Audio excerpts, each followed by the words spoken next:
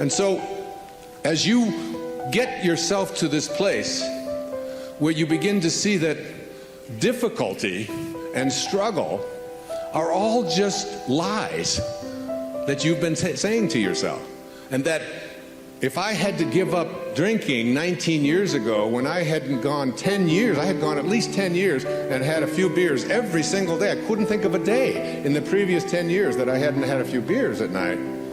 Not one day could I think of.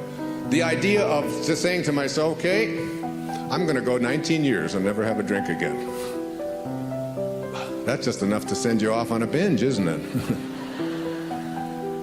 But you can do easy things, and you can get anywhere from here. You ever hear the line, a journey of 1,000 miles? What? Begins with one step. That's right out of the Tao Te Ching. That was Lao Tzu.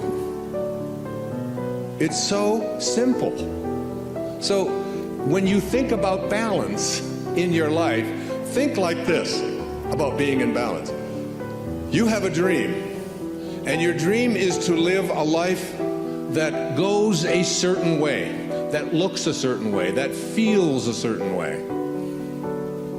You have a dream that you would like to be able to attract prosperity into your life, that you would like to live a prosperous life. My favorite example, I did it on the PBS show, of the lady sitting next to me from San Francisco who was flying back from Maui after having just done a wedding.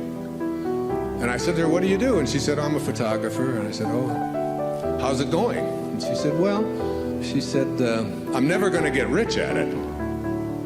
Now, this is just a thought. Is it true? I don't know if it's true. How can that be? How can you know if that's true, that you're never going to get rich? You don't know. So I said to her, well, would you like to get rich? This was what I always ask when people ask me. Well, she said, well, of course. She said, who wouldn't want to be rich? Everybody wants to be able to buy the things they want. We all want that. I said, so let me see if I understand. You would like to get rich. That's your dream. But what you offer up to that dream is that it'll never happen. That's out of balance. That's the kind of balance I'm speaking about. Not the kind of balance that allows you to do these kinds of things. The kind of balance that you begin to realize that there's a misalignment, if you will, between what it is that you are thinking and what it is that you offer up in the way of habits to make those dreams a reality. I call it principles for creating habits to match your desire. Listen to this quote. It's from Ralph Waldo Emerson. He said, want, like what you want, is a growing giant whom the coat of have was never large enough to cover. Want is a growing giant whom the coat of have was never large enough to cover. That is, what you want and what you have are completely and totally out of balance. And Lao Tzu says this to you through me. When you put your attention on what you intend to create and you stay aligned with the way, with the source from which you came, it will show up. It has to. It has to. So that all of the deficiencies, all of the things that you want but are not able to manifest, have not manifested yet into your life, all of it is not because the universe isn't working with you. It will. It's because you are not a vibrational match, an energetic match to what it is that you would like to create. And all today is about is learning to change the way you look at your life and understanding that the life that you're living will change just by your changing your opinion about it.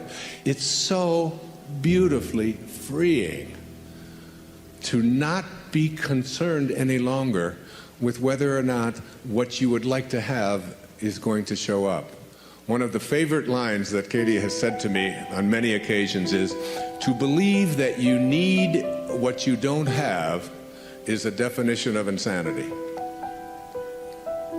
Because it's just not true. And if the thought is not true, what is it going to do to you? It's going to weaken you. It's that you say anything to yourself that is not true. Anything at all. So it's just this really powerful, wonderful knowing. And I think about this when I write in the morning. And these words just show up. They just come onto the page. And I say, where do they come from?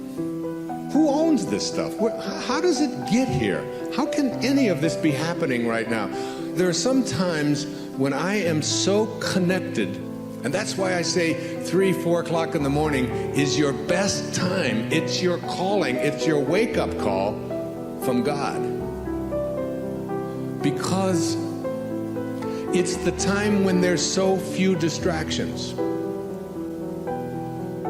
In Moby Dick, I remember committing this to memory when I was in high school.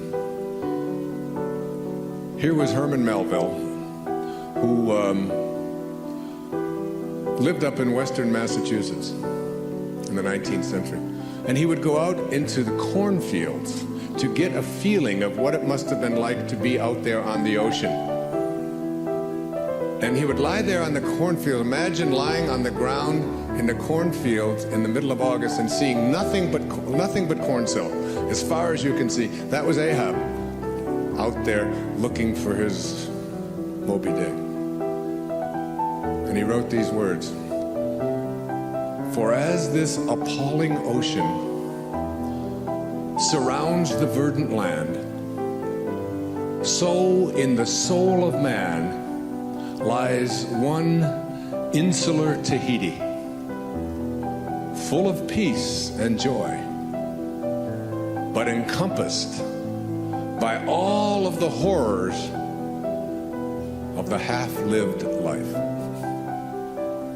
Now, if that doesn't give you goosebumps, I mean, that's like writing doesn't get any better than that. That there is within every single one of you, there is an insular Tahiti, surrounded by all of the fears of living the half-lived life. And all of those fears and all of those worries and all of those anxieties keep you from going to that inner Tahiti, that place. And I want to give you something specific that you can do with this. Because when you're lying there in your bed, debating whether to get up, or when you're going through all of the troubles and all of the difficulties and all of the things that aren't working, when you're putting your attention on what you don't want, and you can't stop it, and your mind is just this jumble of constant thoughts coming in and coming out. Can you identify with that? It goes on. Almost everybody, every patient I've ever worked with has this kind of thing. There is a way. There is a way. Close your eyes, and just right across the screen, write the word God. G-O-D. God.